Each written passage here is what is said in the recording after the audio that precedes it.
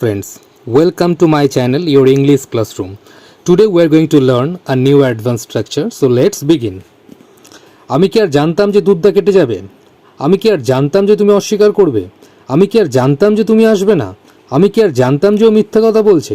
দৈনন্দিন জীবনে আমরা প্রায়শই এই ধরনের বাক্যগুলোকে ব্যবহার করে থাকি।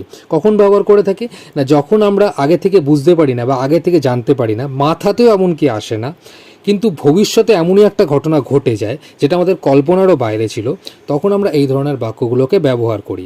এই ধরনের বাক্যগুলোকে ইংরেজিতে কীভাবে ট্রান্সলেট করবে আসো দেখে নিই। প্রথমে লিটিল ডিড আই নো, তারপরে হচ্ছে sentence. Little did I know word by word যদি ট্রান্সলেট করো তাহলে কিন্তু এর অর্থ এটা দাঁড়াবে না যে আমি কি জানতাম যে বা আমি কি আর জানতাম যে।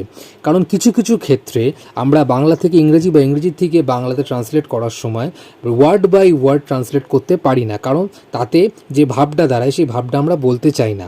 তখন আমরা ভাবটাকে ধরে নিয়ে ট্রান্সলেট করার চেষ্টা করি বা ভাবটাকে ধরে নিয়ে আমরা যা বলছি সেটা বলার চেষ্টা করি। এক্ষেত্রেও ঠিক তাই হয়েছে, আমরা ভাবটাকে ধরে নিয়েছি, সেই ভাবটার ওপর ভিত্তি করে আমরা ট্রান্সলেট করেছি। তার অর্থ কী দাঁড়াচ্ছে না, লিটিল ডিড আই নো, যার মানে হচ্ছে আমি কি জানতাম যে বা আমি কি আর জানতাম যে। এটা একটা এক্সপ্রেশন।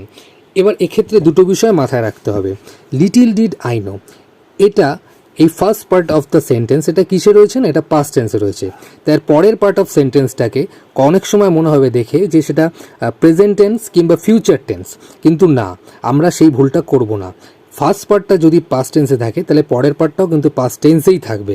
তখন আমরা অ্যামিজার থাকলে ওয়াজার করব, উইলের জায়গায় উড বসাবো। অ্যামিজার মানে অ্যামিজার মনে হবে, কিন্তু অ্যামিজার আমরা লিখবো না, লিখবো কি ওয়াজ কিংবা ওয়ার। এবার উইলের জায়গায় লিখবো উড। মানে ফার্স্ট পার্টটা যদি পাস্ট টেন্সে থাকে, সেকেন্ড পার্টটা যতই ফিউচার টেন্স কিংবা প্রেজেন্ট টেন্সের মতো মনে হোক না কেন, আমরা সেটা কিন্তু পাস্ট টেন্স হিসেবেই ট্রিট করব। এবার কয়েকটা উদাহরণ দেখে নিই। আমি কি আর জানতাম যে তুমি অস্বীকার করবে? Little did I know that you would deny. আমি কি আর জানতাম যে তুমি আসবে না? Little did I know that you would not come. আমি কি আর জানতাম যে ও মিথ্যা কথা বলছে? Little did I know that he was telling a line. তিনটে সেন্টেন্স দেখো কিন্তু পরের ফার্স্ট পার্ট আর সেকেন্ড পার্ট দুটোই কিন্তু পাস্ট টেন্স রয়েছে। আমি কি আর জানতাম যে ও বিবাহিত? Little did I know that she was married. আমি কি আর জানতাম যে দুধটা কেটে যাবে? Little did I know that the milk would turn sour. আমি কি আর জানতাম যে তোমরা একে অপরকে চেনো? Little did I know that you knew each other. আশা করি আজকের এই ভিডিওটা বুঝতে তোমাদের কোনো অসুবিধা হয়নি। যদি ভিডিওটা ভালো লেগে থাকে তাহলে প্লিজ লাইক করো, শেয়ার করো এবং অবশ্যই আমার চ্যানেলটা সাবস্ক্রাইব করে দিও।